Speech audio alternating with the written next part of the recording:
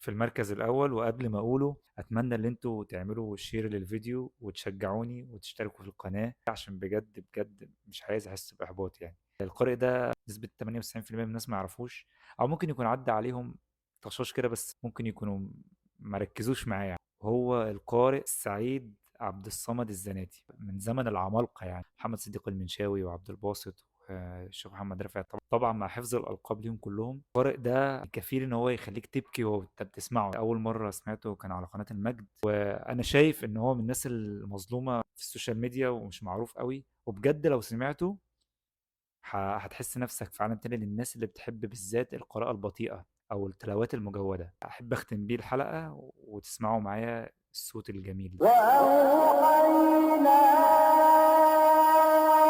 إلى